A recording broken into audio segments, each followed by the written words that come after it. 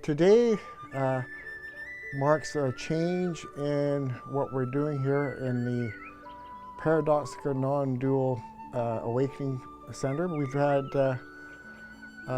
last little while it's more been like a non-dual Rogerian phase where we've just been hanging out in non-dual energy and just really connecting and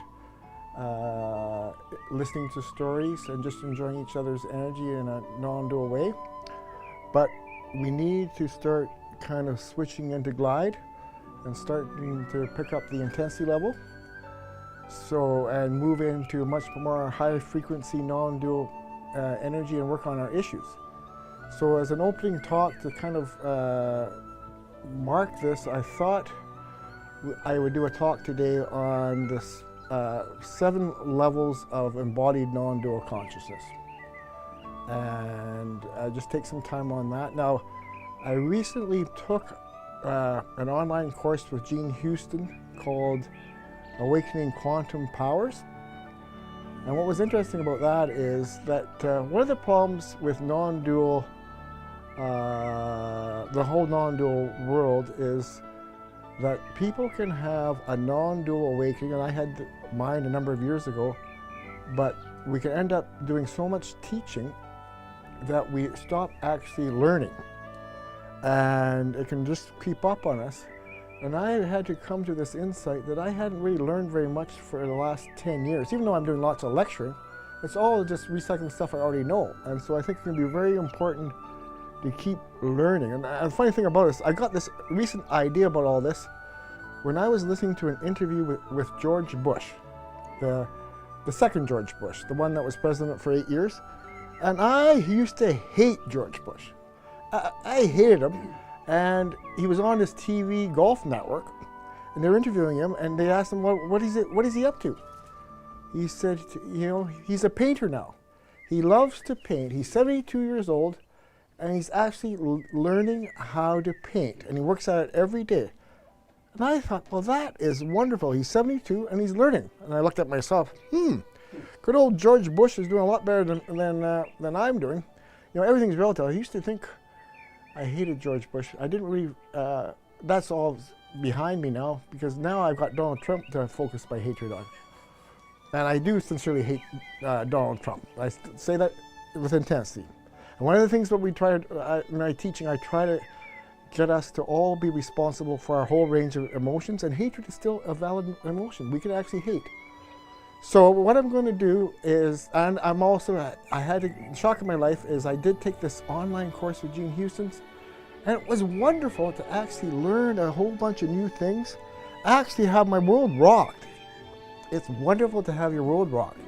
It just, there's a couple of the things that I learned from her just stopped me in the tracks. There's some beautiful stuff on working with time, where you actually go through everything is contained in the present moment, and there's future and there's past. You can go back in the present moment and almost change the story of the past, but we already know that as therapists, but almost to the level of the Akashic records. You can actually change your storehouse of consciousness through total intensity and then actually sort of reshape your whole life. And I've done it from a whole non-dual awakening perspective.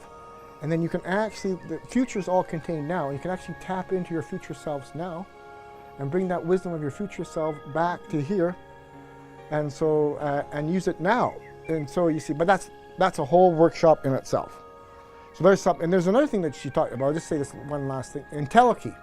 Entelechy is like a Plato a thing where it's like, it's related, is all, you meet all the combination of your future selves. It's sort of like cosmic or higher self and then some, and you bring them all back together in a sense of a presence. And that is your friend. Your guiding friend is all your wisdom from future lives in the form of a presence, and then you can integrate that now, so you don't have to wait thousands of years to integrate all your future selves. You can take a plunge, a quantum plunge right now. Now I find that very effing interesting. Okay, so that'll be another time we'll do that. But today I want to, she goes through the 7 chakras of existence, but in a much more expanded way. I used to have a problem. I hear about chakras, and they tend to do it in a very tiny, like just in an embodied way. like this chakras up here, but actually our chakras are vast consciousness fields, and they go out there into existence. So today what I'm going to look at these chakras, these 7 ways of being in a non-dual embodied way from these 7 vast godly realms of energy.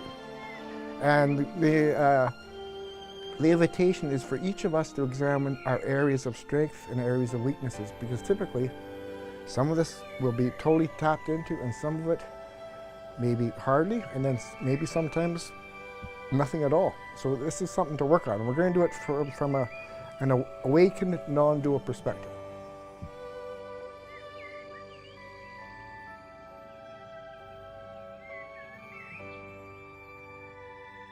Now what we're going to do is 7 levels of existence from a non-dual embodied way. The first level is the level of the base chakra, but I want, like, it's, you know, the level of your root chakra, but we want to look at that from a godly realm, and that's the level of life. That's the base of life is just raw energy, just raw intense energy, just the energy of how kids are when, you know, they're young and they haven't been compressed and shut down. You know how they can be so exuberant and they just play and they just love life. I can remember being outside playing in the sand and digging and just wildly enjoying myself all day long and having so much zestful energy, and I can remember my dad always just saying, "Settle down."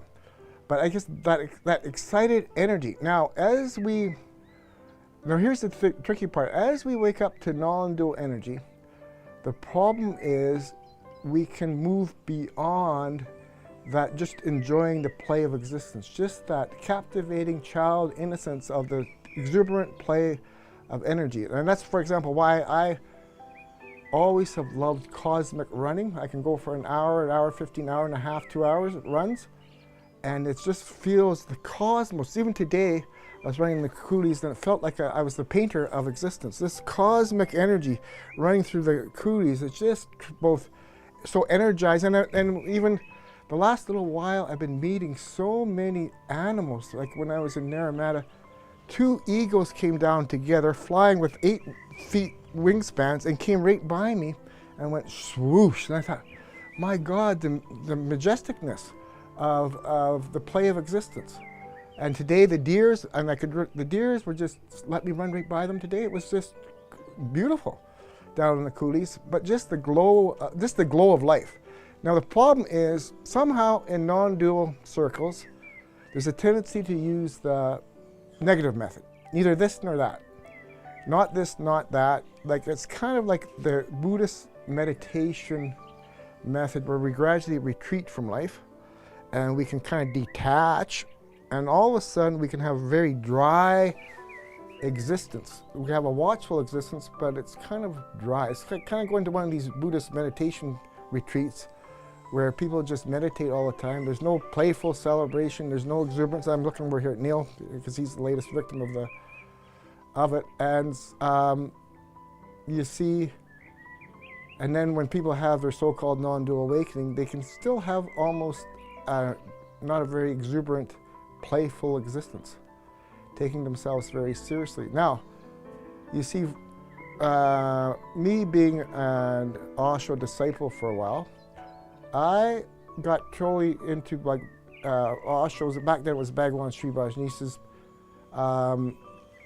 His heavy focus was on the Buddha, Buddha and Zen awakening. But he also knew the importance of celebration, and you see, celebration at the sensory level can be very important. For example, I've heard of disembodied teachers like Mother Mary, for example, almost just in grief, missing sensory experiences.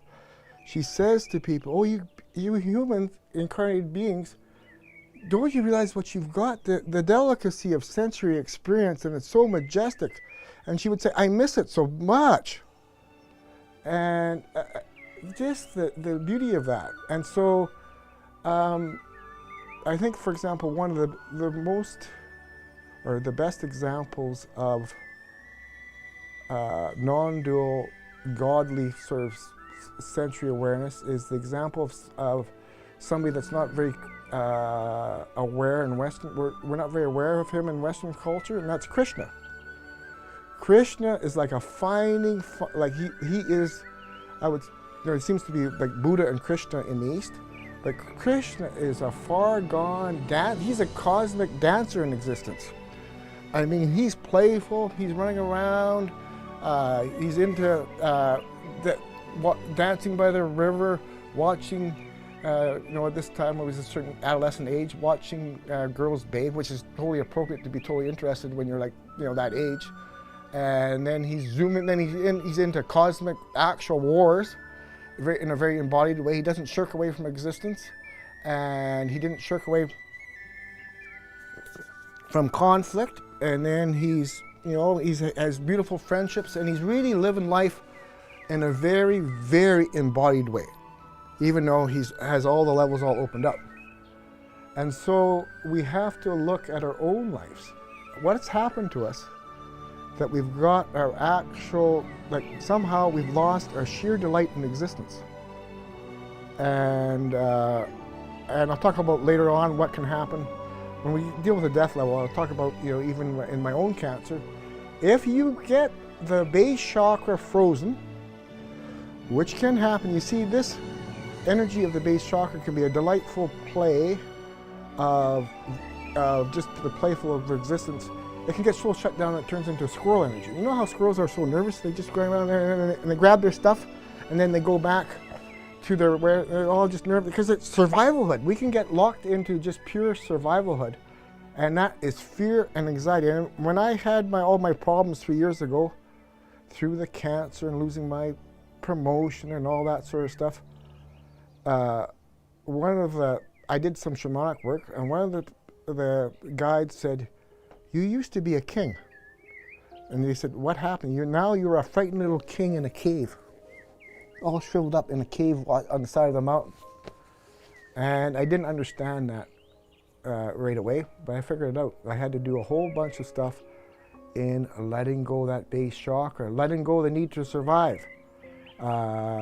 Because if we're grasping on survivalhood, we're like this. Our contraction is so bad. And it's pathetic when you're just so badly in anxiety. And I used to be a wonderful lecturer, and then I was a terrible lecturer. And, I couldn't celebrate existence. My runs went from 1 hour and 15 minutes to 20 minutes. I used to run like the cosmos. And because my runs went to 20 minutes, I thought I must have a terrible disease. So when the naturopath said, you might have Lyme disease, you might have mold, you might have parasites, of course, I sort of believed it all, but that wasn't the real case. That wasn't it at all. The fact is, I had shut down my raw, wild connection to the cosmos. And so with that, I didn't have any energy. All I can manage is a 20-minute run. But now it's all blown my back open, but I had to let go of my need to survive. So we'll do this more on the death, when you deal with the death level, but even at this basic place, we have to let go of our need to survive, and we have to accept death in the moment. For example, 2 things around Nelson. One time I drove off the road with 7 people in my SUV, coming back from the glacier where Trudeau's son got killed by the avalanche. And we were coming down, and it's a narrow road, but I was going too fast. I was going like 50 kilometers an hour, or maybe even a little bit more. And it's a narrow gravel road, and there's another truck coming up, and he basically just squished me off the road, and my tires got caught in the wheel well. And we were on a downslope, and it was just like a canyon drop off. And all of a sudden, the tires were in that wheel well, in that loose dirt, that loose gravel, and the whole truck started falling away. And so I said, "We're going over." And time slowed right down, and we were going over. We went over. So we went down, cascading down the canyon. But in that moment, I just accepted it. It was serene. It was beautiful stillness, cascading down the side of the mountain. And then, luckily, we only had to go down 20, 25 feet, and we somehow caught a tree and a rock, and the vehicle was held sort of precariously up there, and it didn't keep cascading down. But for example, though my stepdaughter was in the passenger seat and she was looking, and the car was coming down towards this rock, or this SUV, and we stopped like 6 inches away from the rock. And so she was quite frightened. Anyways, that moment, it was just beautiful stillness. Just let go. And it's the same when somewhere around that time when I had an encounter with a bear on a long run around up there above Nelson. They have those railway lines, and I'm already an hour out, and I'm coming back, and there's like 50 more minutes to get back to my vehicle. And so there's me, and the bear is just over there, like about 10 yards, and I'm running towards the bear. And all of a sudden, I was enjoying the glory of the run so much, all of a sudden, boom, the bear encounter. And all of a sudden I said to myself, well, this is it then. I just surrendered. I said, well, this is it then. I went from the glories of a transcendent run to this is it then, and let go. And then I just turned around and started running back. I didn't really look back, but I just let go. So that's when death is accepted. It can open us right up. It's kind of like that Fearless movie. How many people have seen the Fearless movie? Jeff Bridges, the jet crash, and all of a sudden the jet starts going down, and everybody's just in chaos in the jet, and it's just wild man because they're going down, and it rights it a little bit, and everything's fine, and then it goes no, and it starts cascading down, and then Jeff Bridges is acting with his boss, and he's all just drinking. You're drinking alcohol when he's his boss is drinking alcohol, and it keeps going down, and then Jeff Bridges looks out the window, and there's this beautiful transcendent light. And he says, this is it then. This is the moment of my death, and I accept. And then beautiful surrender, just boom. And he ended up surviving, but he accepted death in the moment. And I've actually used that exact saying with my clients. Just say, this is it then. This is the moment of my death, and I accept.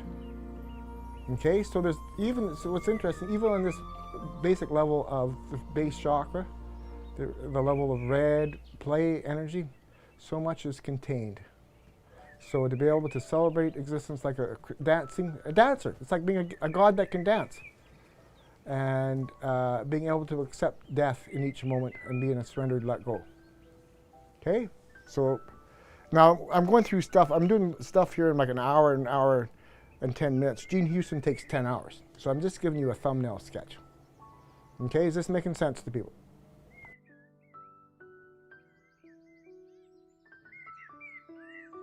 Is the level of orange. Now, I'll come at this.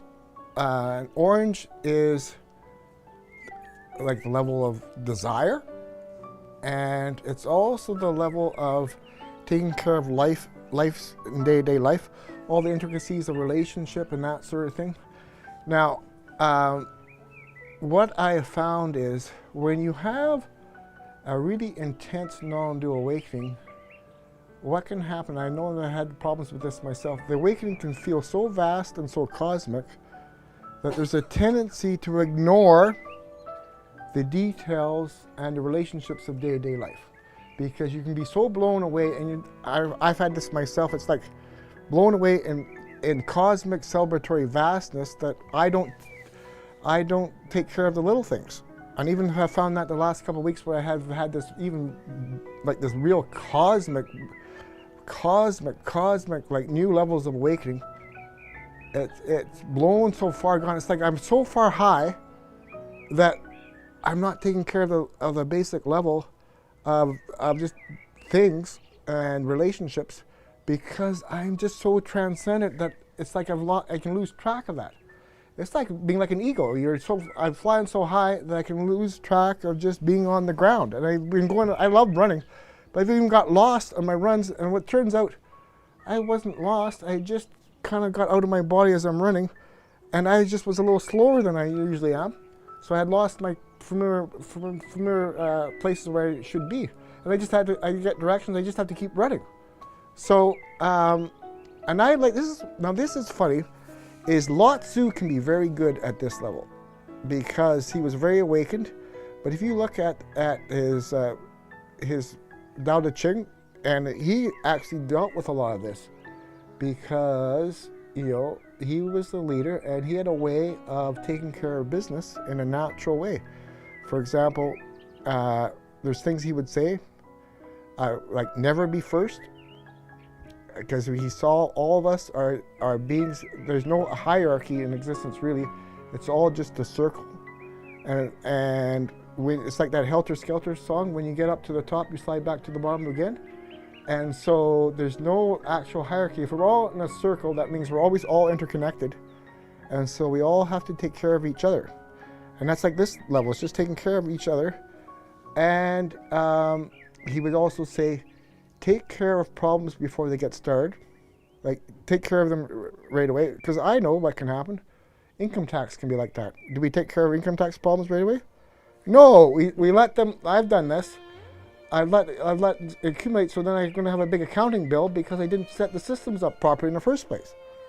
And so he would, you know, and he would say the journey of 1,000 steps is started one step at a time. You know, he also said a very interesting thing. He said you should be as careful as at the end as you should you were at the beginning, because what can happen is we're very carefully planning things out in the beginning, and then things start going well, and what happens to our awareness? We stop paying attention. So just this idea that we have to be, in our non-dual awakening, open to the level of relationship, taking care of our connections, taking care of the details, taking care of just, you know, the managing day-to-day life. Now that's the first aspect. Now the second aspect I want to just briefly talk about is the more tantric aspect, and that is all the work that we have to do on our sexual energy. Because you see, what's happened is there's been almost this, tantric has been around for like thousands of years, and it always was very Eastern, and always the sex was just a pathway to enlightenment. But you know what happens is the Western world takes tantric energy and makes it very body-oriented, and then have tantric books primarily on sexual positions and that sort of thing. And that's not tantric teaching in its vast awakening sense, because tantric energy, which means that you always stay in your awareness and you work through things no matter what, but always stay in your awareness. That's what Osho always talked about. Always stay in your awareness, no matter what. And so when I work with addicts, or I don't like, well, addicts are, you know, postmodernistically we're supposed to say people with addictions issues. And it can be like drinking problems, cocaine problems, heroin problems, crystal meth problems, which is tragic because crystal meth actually destroys your brain. It can be sex addiction problems. It can be other types of addictions.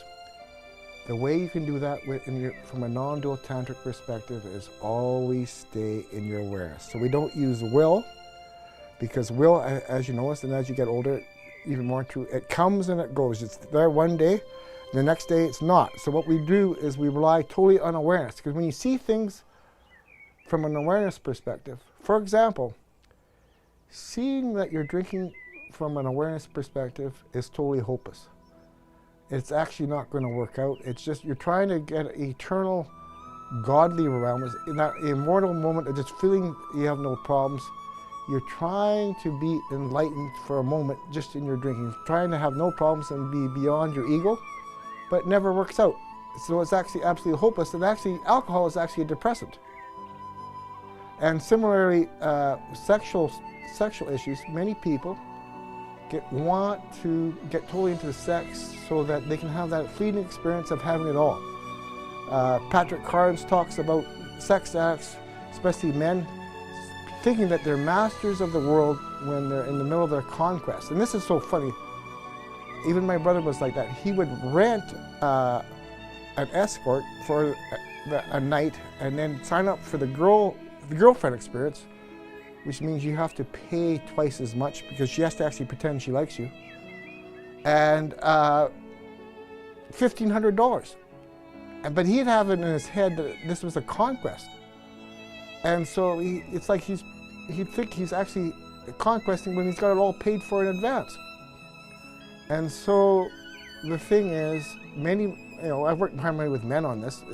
I'm sure it's got lots of female aspects to it. Is there's this whole immortality project, and one has to actually see that we need to work our sexual stuff through so we can make the transition from using the other to actually really awaken our energy to a total surrender where we have a cosmic orgasm with existence itself. So it's no longer just bodily orgasm, it's no longer genital orgasm, it's actual cosmic orgasm with all of existence. In my experience with this, you just feel every cell of your body's on fire, everything is in delight, but you actually feel it's beyond yourself. It's all like this vast eternal fire and energy. It's going to be like sometimes people initially say it feels like it's just like this very tingling energy, but it gets much more intense than that. But you actually have to literally be surrendered to all of your existence. So your orgasm goes from head to toe, and there's even higher chakras, and all that doesn't even involve sex anymore. You can just have that just being in normal day-to-day life. Like right now, I can feel it right now, my cosmic orgasm with existence. And so you see, we have to be prepared to take our sexual awareness as far gone as that. Okay? So, making sense? So I'm just trying to give a quick kind of tour, because all of this takes, if you slowed it all down, sometimes this takes people years or lifetimes to work out this whole tantric approach to awakening. But the beauty of tantric approaches is we don't try to run away from things. We stay in our awareness and we work it through. So we're not running away from the world. We're not running away from our connection. We're not running away from our attractions. We all have that up in our awareness. So it's a very life affirmative approach. Okay, so now we'll just slow it down for a second. I'll just pause. Okay, so we just did red, base chakra, and we just did orange, second chakra.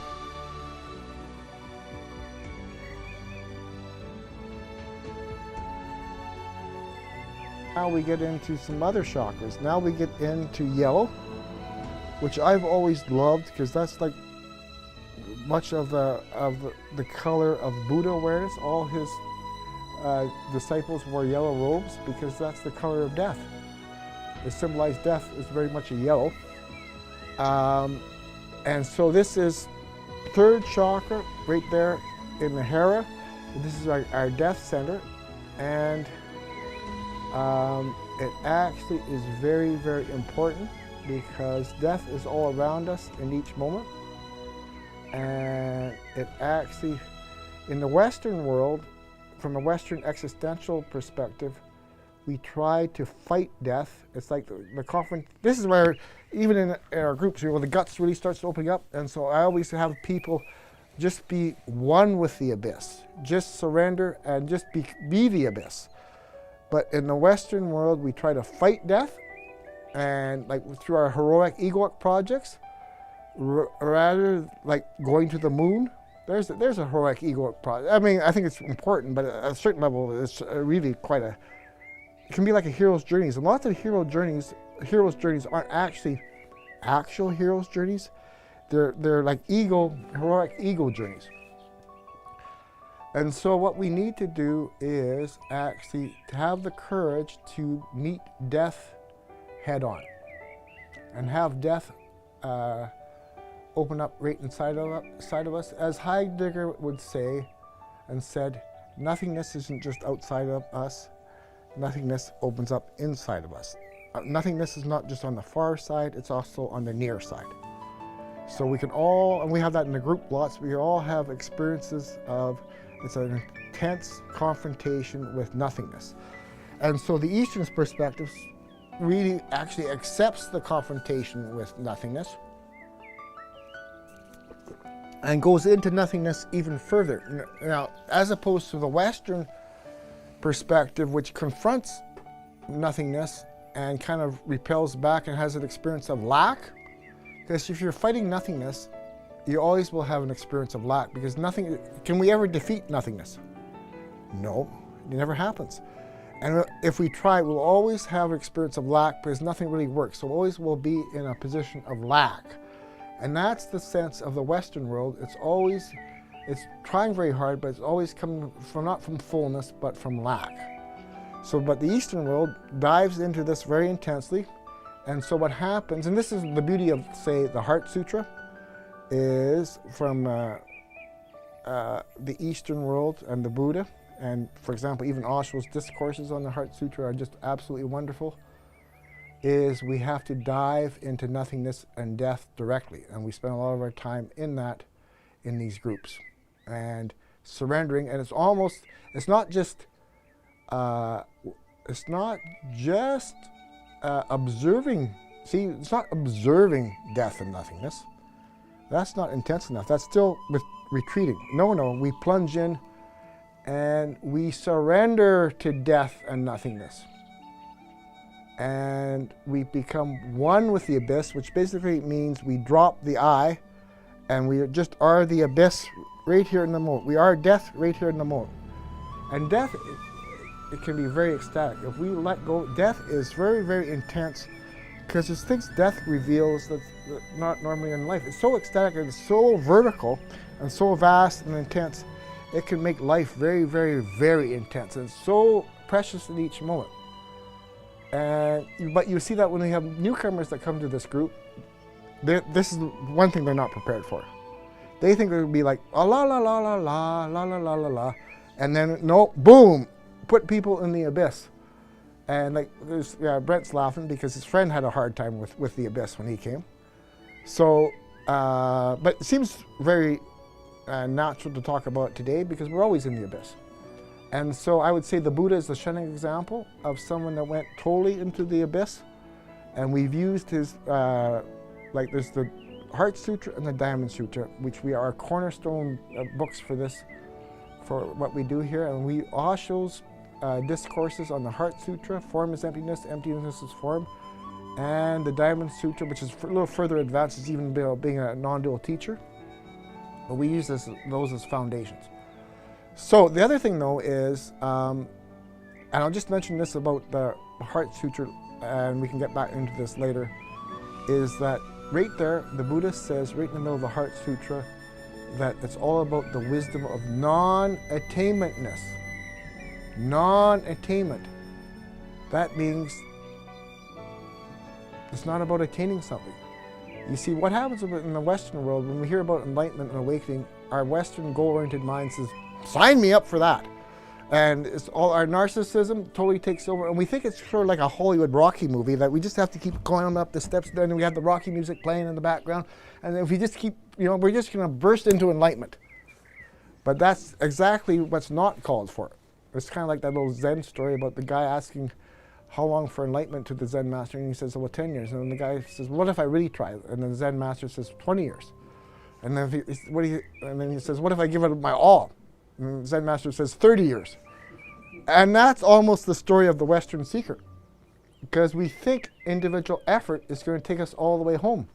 We're trained on that. It's kind of like, the self-improvement model. But you see, as Adyashanti talks a lot about, the ego trying to go beyond the ego, the only actual result for that is not awakening, but failurehood. So his path is total failurehood, and then someone like Trumka and some of the other people, they either talk about failurehood or absolute hopelessness. We think we can conquer existence. Can we conquer existence? No. Can we conquer death? No. We can only be, as the Buddha said, in suchness. And so the Western goal-oriented path of individual achievement, you see this, all the crap that they have, all these, even the spiritual crap about success and what's the secret? It's all highly dressed up egomania, all given spiritual clothes, but it's basically just getting, desire, you see? And the thing is, we have to even look at desire, because desire, as the Buddha taught, and Osho, desire is actually saying this moment is not good enough and I want something better, so I reject this moment because I want something better in the next moment. But does the next moment ever come? Does the future desire ever come? No, it's always in this moment. It's not. So what we need to realize is desire is always about the future, and the only thing we have is the present moment. So if we're always locked into the future, we're actually just saying forever, this moment is not good enough, but I hope it's going to be better in the future. And that can go on forever. I can remember having a madness experience where I realized that I could be in hell forever because I always was seeking. And even if I had the most wondrous God realm experience, my mind would say, this isn't good enough. I read that stuff about what happened to the Buddha. This doesn't sound like that. We're all in the Western world waiting for the big bang of spiritual enlightenment. And this is what people always talk about when they come. Things just aren't measuring up. And then, so people like Tony Parsons say, the only difference between you and me, this is where you'll have 100 people at this workshop, is I accept this moment, and you people are all trying to get somewhere else. You always reject this moment. And of course he goes on, and then people don't believe him. He's just trying to just lay it out there. I just accept this moment. And they say, there must be more to it than that, because he's kind of like in his delight and he's ecstatic. But it's all through acceptance of this moment. So what that means is we have to drop our goal-oriented way of being. Being one with existence is not goal-oriented. It's called acceptance. It's called letting go of effort, because the ego can keep us busy forever. So basically, we have to be willing to accept death and let our separate egoic selves die and just merge with death in the moment. And I mean, that's initially what seems to be happening, but there may come a time, and this is very, very much a freedom thing, is the day you look and you realize that the ego has never been there all along. And in this moment, you can't find any sense of separate self there at all. There's actually no I available at all. There's no I. You look with total intensity in this moment. Can you find I anywhere? People, I've been working with prisoners the last little while what's that called? Facebook me? And they're in terrible trouble, but I give them little 5-minute little things a day. And they've been in jail for like 10 years, and no one's ever taught them that their I is at the center of their illusionary ego existence, and no one's ever taught them that they can let the I go. Because this is what Papaji would do. Papaji, people would come to Papaji, and he immediately give them a sense they can be enlightened right here, right now, by looking at what are they identifying with? The I thought. See, all of our egoic awareness is tied to the I thought, which is at the center of our thought process. And so, do we need that I thought for function? No, we don't need that I thought. I would do lectures where I would totally let go. I would not have an I thought. I'd go at it hard for an hour and a half with no I thought, and I wouldn't even know what the next thing I was going to talk about. And I'd just like the absolute come through me. No I thought's necessary, but we get taught you need your I center of organizing, your I thought out. We can let that go, and that helps us dissolve into nothingness and enjoy the absolute. Then we can have experience of the absolute. And so we just learn to tap in and become one with the abyss. And even though we lose personal will, because that's my experience, and I had experience of losing personal will from a positive, which is just wonderful. You move to absolute will, but I also had the experience of losing personal will and you got nothing. And then I actually thought that I was going to end up being a homeless person, because personal will can go, but you also lose your capacity to even take care of yourself. And I was just, the only thing that saved me was having some clients and watching golf on TV. Because and the basketball. So for some reason I found that interesting. What can happen is I went through a time where nothing was interesting, not anything. But I found golf interesting, and I found watching their anxiety. They're professional golfers, but they're getting so anxious. I thought they needed Zen training. And then I watched this basketball interesting because there's so much pressure on the end, but some of them are like being able to actually score with 1 second left, a big jump shot to win the championship, or as Kawhi Leonard did to win that against the Philadelphia team. That's pressure. And to be able to sink, that's good. So, there is my experience is, for some reason, I've taken, this may be related to my past lives, this is a level I feel very comfortable at.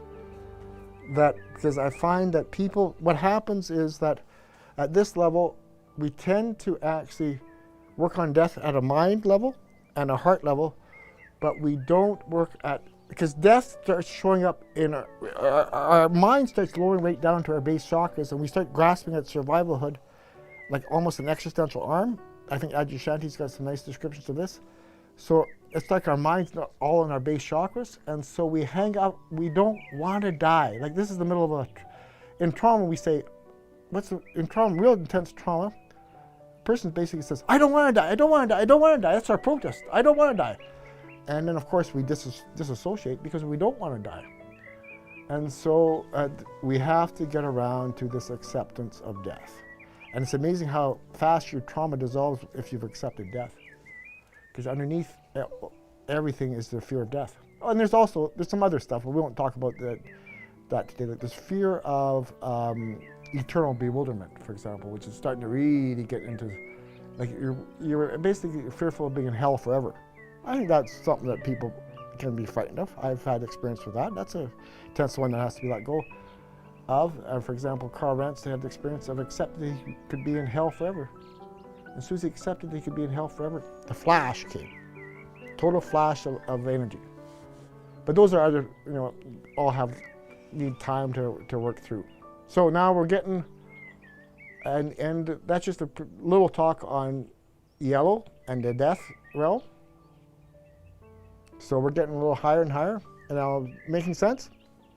We'll transition now from the third to the fourth, and I'm just reminding you, I'm not doing it from a narrow, like the way I hear usual chakra stuff done. I'm talking about this from a whole vastness of existence, as within, without. And so there's levels of godly realms involved with each of these chakras. And so, yeah, so, the other thing is, and I'll just say this for my own confession, one of the biggest mistakes I ever made is take somebody else's advice on this death stuff, not based on my own awareness. And I read some Adi Dahl stuff, and I thought he knew what he's talking about. I mean, well, he half knows what he's talking about. He's also the biggest narcissist of all time. But I took some advice about death from him, and that was terrible. That was related to my cancer, because I created a panic attack. Because he said you have to leave the body for 3 days after death to let the energy clear out. But then I had signed up for organ donation. And they don't wait for 3 days. They give you like maybe half an hour at the most. And so I literally thought I had fucked myself. And I caused a huge panic attack. You know what I did right there? I caused my cancer. Because I convinced myself that I had just screwed myself. And all I had to do is go through my past lives, and look at my death episodes and how I was able to let go and up right through the crown chakra, boom. It doesn't, if you're gibbled up, it takes 3 days. Or if you're a very, very vast soul and you've got so many connections with beings that everybody wants to, it can be like because when a vast soul or a presence dies, people can become enlightened just by like surrendering to that, because there's energy that is just going back, dispersing into the vastness.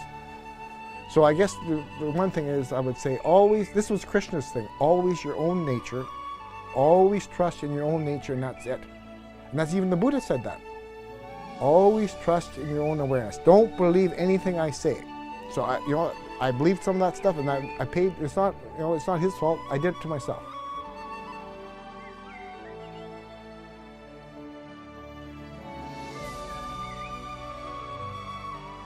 We're going to move to an interesting one. This is number 4, heart chakra, green. Now, for me, this one was a little trickier one. It's always been a tougher one for me because I was a mind and a guts person, being. And for example, Adyashanti has done some beautiful discourses about waking through the mind, the heart, and the guts. And he said that people traditionally do a lot of work on the mind and the heart, but not enough on the guts.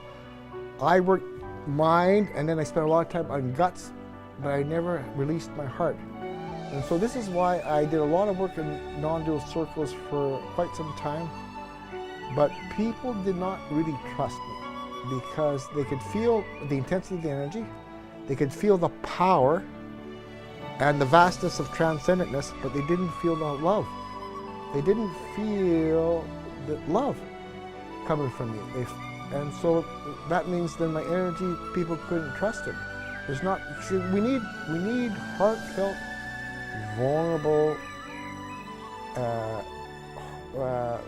broken-hearted love.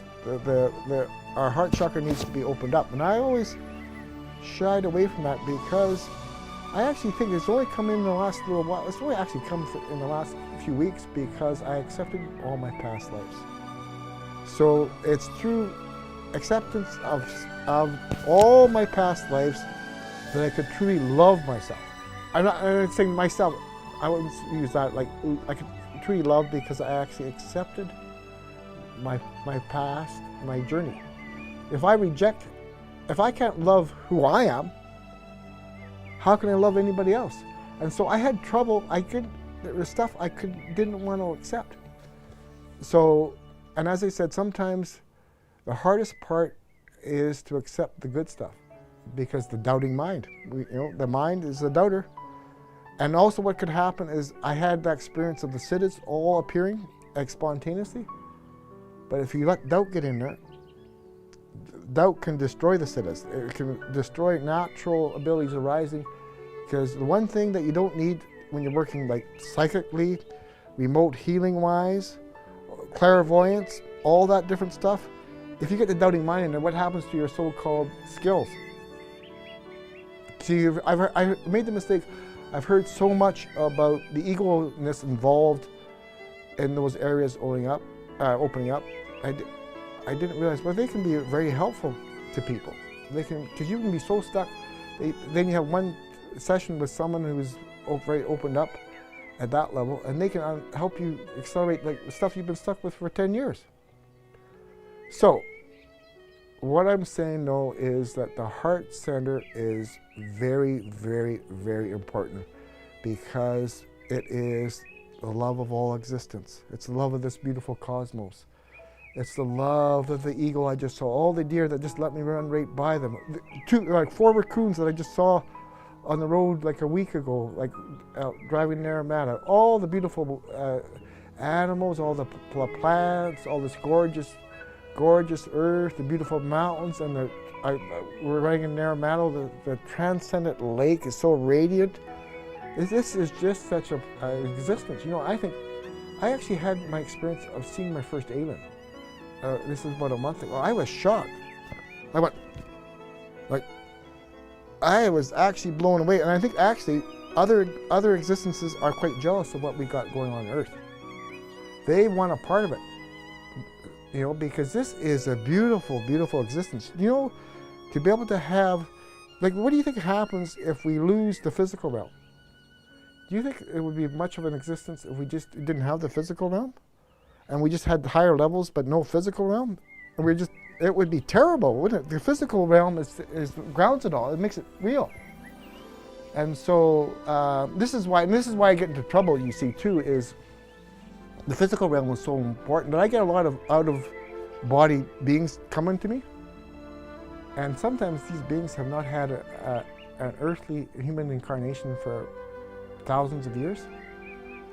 And I said, you know, I say to them, you know, I think it's time you had the courage to actually have another incarnation, because you've been part of the big bureaucracy, but you know, you need to take some risks. So you got to get back in this wondrous human existence and take some risks and enjoy this play, not just be in the spiritual bureaucracy. Because what type of juice is that? Always just helping, but no fun, no intensity, no celebration, no love. I think what we want to do is we want all the spiritual hierarchy. Why do these spiritual hierarchies not come back to the humanists anymore? It's too tough. It's too dangerous. But as I wrote in this new book that's coming out called, what's the book called? The Symphony of Existence, that we all have to be eternal gamblers. We have to keep risking. And that is very hard when you become an intense spiritual being in existence, and you're now an eternal being. It's very hard to risk it all But what happens if you hold on to even that? Even if you're a vast presence and you hold on, you start being a coward. See, what I figured out some time ago is no matter wherever any being is, they all have their sense of their own existence. Even if you're up there, like even what's that called? What's Archangel Michael called? Like an archangel. Even that Archangel Michael has his own existence. It's a wonderful, but it all has its own. Every being comes from a place of some sorts of relating. We can never actually get so non-dual. We never get out of the paradox of the sense of the play of individualness, a sense of we can be like gods, but always in relationship. We never can get away from it. There's always the dance between our own individual dance and connectedness, a relationship, and that never goes away. That's why I love calling this stuff we do the Institute paradoxical. We cannot ever get away from that. So even if you feel so enlightened, you're still going to be dealing with other beings who want to deal with you, and you're still going to be dealing with other beings, even if you don't have a body. The eternal dance goes on.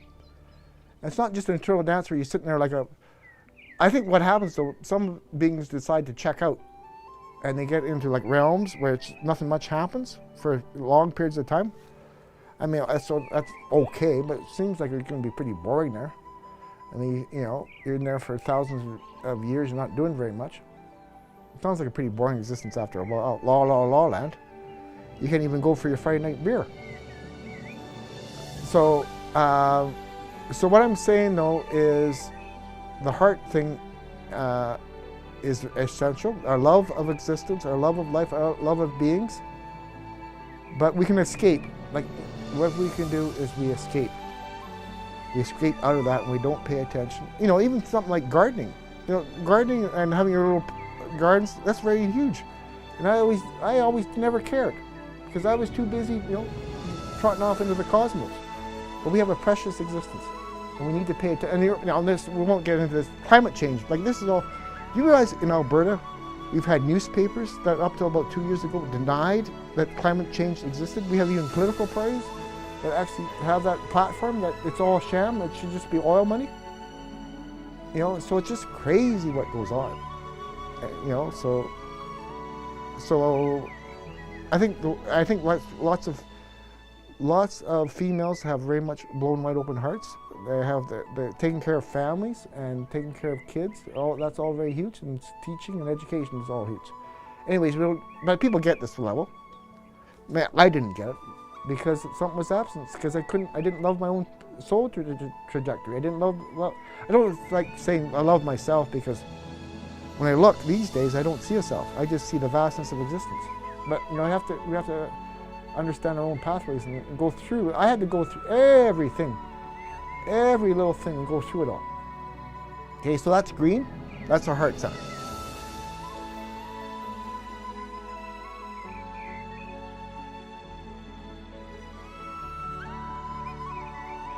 Now the next one is blue and the throat chakra. Now, this one seems to be a bit of a paradoxical thing in the sense of sometimes it's, well, what I've noticed is that blue is like this throat is like the mastery of communication, the mastery of skill presentation. This is like the teachers, you need to be able to, a lot of this involves oralness, because we learn most intensely from oral stuff. Even the written stuff, even the best written stuff was originally oral discourse. Osho's books are all oral discourses. None of it we actually wrote. So his most profound stuff is just an oral discourse. But my sense is that lots of times we come back to this level because if we're not totally woken up yet, who needs to hear from us? Not very many people. I mean, so this sometimes needs to be delayed. We don't need to focus on because there'll be a time when it's important. But if we haven't become enlightened, or if we don't really have anything to share, we don't need a bunch of rambling crap. This is what, there's so much rambling crap these days. People get taught that everything they say is important.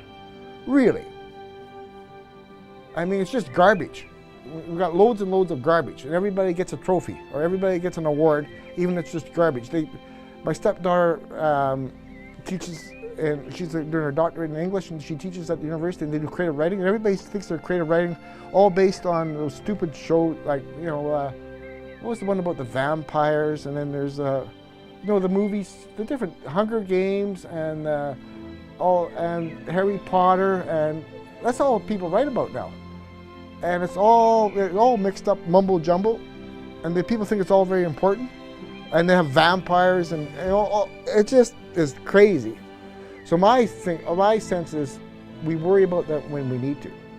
But the other side of it though is except if we've been traumatized, because bioenergetics was very popular in the 70s. It was Reich, you know, Thomas Reich and Alexander Lowen. And what he taught, people get very depressed and very shut down, and they lose their throat chakra. So bioenergetics used to get people to howl and scream, but they used to really, because I can remember when I was going through law school and I got so gibbled up, my whole throat chakra got frozen in pain. And literally, my whole jaw was totally in pain. And so the therapist would go like this on me, and then they'd have me lie on the mats. This is mat work. They used to do this all the time. They never do this anymore. And it's kind of like the Exorcist movie where Linda Blair is like the devil and just totally releasing herself. And that's what you are, like the devil releasing yourself. But you gotta release all that pain, because that is awful. When your throat chakra is frozen, it's the most terrible thing. You can't even talk. And people ask how you're doing, you go, you're like, how you doing? Fine. And then what happens, you see, is we get this is where we get our food addictions, because we're in pain. And so we have this oral fixation, especially with food, smoking too, that we try to, it's like a false immortality project. We want to just feel like with food, we just want to watch Netflix and have our ice cream and just curl up and watch 5 of the same shows, you know, and be there for like 4 hours, just escape, just, you know, numb out and then eat some more crap and kind of crawl back into the womb. You can have all these sorts of little immortality projects, all based around our oral needs. And I won't go into like an almost thing about, you know, being one with the good breast versus the bad breast, but we'll leave that for another time. Okay, so I think the blue later on in our life, as we get more awakened, will become more important. Have you ever noticed that the really, really, really awake non-dual teachers have beautiful blues? Adyashanti has a beautiful blue. What's funny to me is Adyashanti has a beautiful blue. Almost? No. Boring. Beautiful writer, but boring as a speaker. So we'll go to the next level, and that's, okay, up into third eye realm. It's sort of like you're getting into the twilight realm of indigo. It means like you're opening up the third eye. That means you open up all levels. You can start seeing beyond the physical. You start opening up into the waking process. You can open up into subtle, psychic, subtle causal realms. All these levels, there's worlds upon worlds in this existence. We're just not attuned to it. And you start opening up to all these realms. For example, just recently I've been able to start talking to dead people. And I've had my first time of being able to actually help someone else by playing the role of, what do you call it when you talk to the person and who's dead, who has a message for somebody? What's that called? Mediumship. Yeah, mediumship. I had that, and the person here knows about that, but we'll just keep it between us. But I'd never done any training. It just happened one day that I all of a sudden could be a medium. But I've only done it once because that's the only time it was requested. So, but these levels can spontaneously open up, and that's why I like it when they say, when you're on the non-dual journey, do not get caught here, because you can waste your time. Just let it open up by itself, but don't become attached. But the problem is here, as these levels open up, you can go, whoa, and you can get very attached, and people make livings. Like when I had cancer, no one ever tell me anything. I just wanted to know, do I have cancer in my body? Like, you just tell me, is there, I know they say everybody has cancer. It's just how much cancer you have. When you have a low level, everybody's got low levels of cancer, but do I have a significant thing? So I just wanted to know, so instead I had to go to a medical medium, because these medical mediums tap right in, And they'll give you, and I got to read, okay, you're clear. But you know, in the medical system, they'll charge you $10,000 and take weeks to get the results. And so I thought, well, I'll just go for a real good medical meeting and I'll pay $200. Boom, I know my situation then. So they can be very beneficial when these levels, and you know, they can be, you start actually, you're beyond the normal sensory realm. Wilbur always talked about, you know, you move beyond the sensory experiences and you tap into realms beyond the bodily senses, and things, abilities open up. I think that's where, for example, Adi Da had lots of abilities open up. And I think at this level, like the psychedelics can be very helpful because they help totally open us up.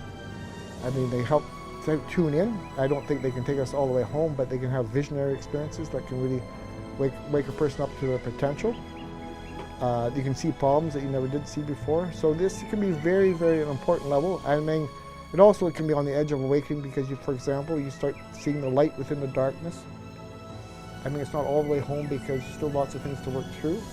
And it's very important because we have to be, there's, existence is like, you know, life and death, lightness and darkness, it's all of it. So all these realms have to be, you can be opened up to. I think non-dual, traditional non-dual has just focused on non-dual awakening and has denied these levels, these psychic, subtle, causal realms. And I think it's done a real disservice because clients or people get lost and you never work any of this stuff out. And you can have someone help you at these levels, and you can get long-term patterns cleared up, and that would normally take years. And you can have a session or a shamanic session that can really accelerate the whole process, or even have a psychedelic session that really accelerates. It doesn't bring awakening, but it can really help.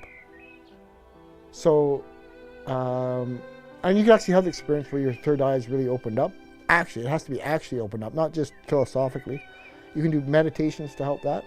There's third eye meditations that have been around. There's like even a meditation one where you breathe in through your third eye. It's like you breathe in through your third eye and then down this way, but you let the energy and then you actually really open up the third eye. So that's the level of level 6. Okay, we're making sense. And then there's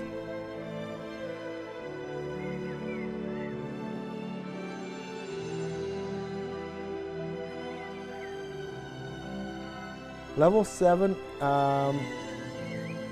is a very interesting level. It's like they call it violet, but it's at the level of, here's where I liked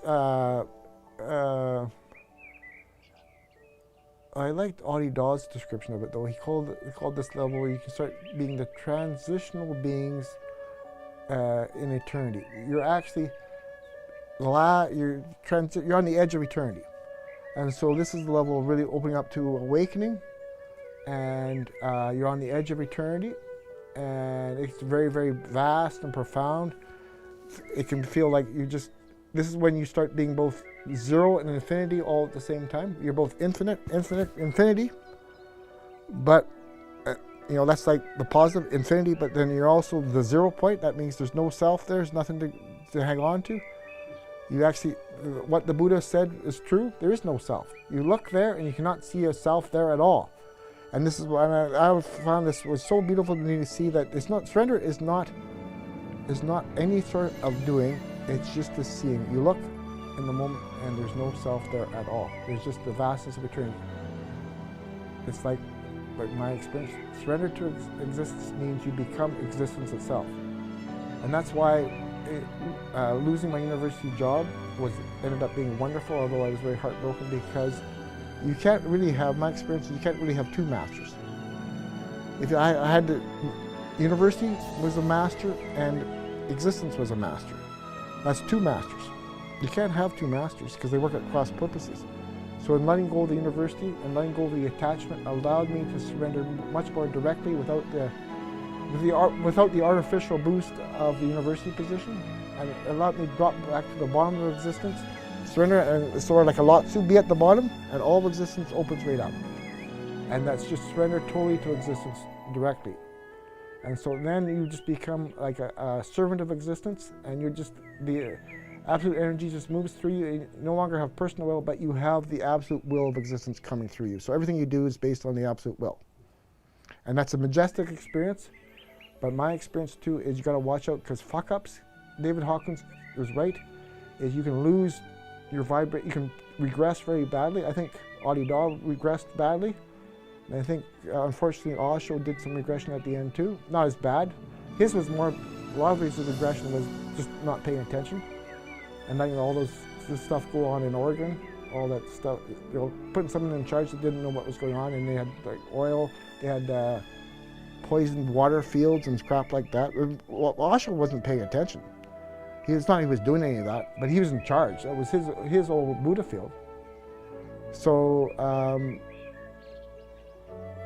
yeah, so in my experience, I had this experience of being, as Audie Dahl would say, you experience happiness is, you don't have to go anywhere. Love and bliss is. But you can lose that. For me, I lost it, and it's like going to the worst hell. The worst hell is when you've been in an enlightened beingness, and it's lost. It is like the worst hell imaginable, because you don't even know what happened. And all of a sudden you've gone from love bliss to your levels can really go down. It feels terrible. And my experience is that you gotta go back and do your work. And you gotta figure out what happened, and maybe there's more surrender. Maybe I've learned too here that you have to let go of your desire to exist. That's the real jump, when you even let go of your desire to exist. Because you see, that means you're still hanging on. You're demanding to existence that I need to exist. So you let go of your need to exist. And there's a jump there, because there's who knows, this could all fuck up right at the end. Maybe the whole thing is a cosmic joke, and there is actually maybe there is such a thing as non-existence. Not non-existence, non-existence. Non-existence means you vaporize into a non-existence where there's no sense of self, gone, you are vaporized. Now that's non-existence. That has to be faced. That has to be risked. You have to take the plunge, and that experience that's necessary. Because you're still frightened then if you don't. So now that's winding down. Now I want to be honest here though. There's other levels, but we're not going to talk about those today, because there's higher levels than this.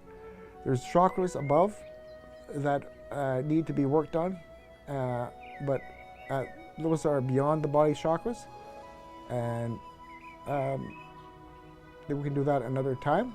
But that's just what I wanted to do, is give you a thumbnail sketch of an embodied non-dual existence through the 7 levels. Okay, how's that? Does it make sense? Okay, as Osho used to say, enough for today. And he'd also we'll go like this. He also do that. I think that's we're bowing down to each other's divine presence. Okay, well, thank you. There we go.